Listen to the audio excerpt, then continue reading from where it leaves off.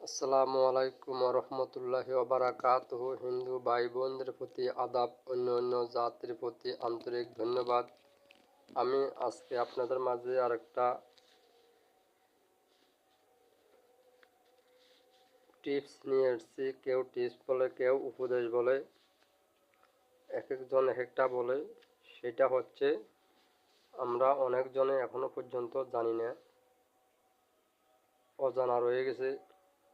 হিন্দু, মুসলিম, বৌদ্ধ, খ্রিস্টান, জাতি উপজাতি, আমার ভাই ও বোনেরা সবাই অজানা এই কথাটা এখনো রয়ে গেছে যে কোন দিন এবং কী বারে সন্তান জন্ম হলে সেই সন্তান মুসলমানের জন্য বলে আলেম হয়, এবং হিন্দু, বুদ্ধিস্ট, খ্রিস্টানের জন্য সৎ চরিত্রবান হয় এবং মেধাবী হয়, জ্ঞানী হয়, উত্তম সন্তান হয়।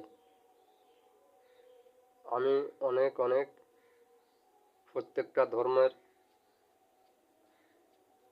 বই আমি পড়ছি। কেউ হিন্দু ধর্ম বলে গীতা পাঠ, মুসলমান ধর্মের বড় ধর্মীয় বই, প্রত্যেকটা ধর্মীয় বই আমি পড়ছি, এবং প্রত্যেকটা ধর্মীয় বইয়ের মধ্যে আমি যেটা পেয়েছি সেটা হচ্ছে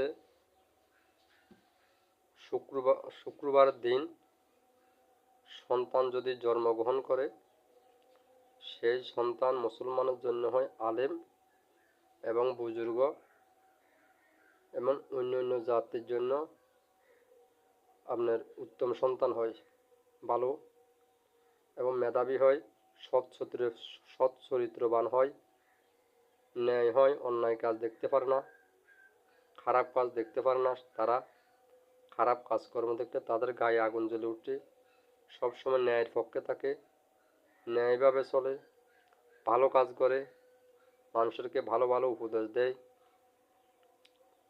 এবং বিভিন্ন রকম যে পথে, মেন কথা হচ্ছে ওরা যে পথে ভালো কর্ম সেই পথে ওরা হাঁটে, অন্যায় কাজ কখনো দেখতে পারে না। সেটা হচ্ছে শুক্রবার। তো শুক্রবারে সন্তান যদি জন্ম হয়, তাহলে একটা কাজ করবেন। সেই কাজটা হচ্ছে আপনার, আমি বলতে আছি যে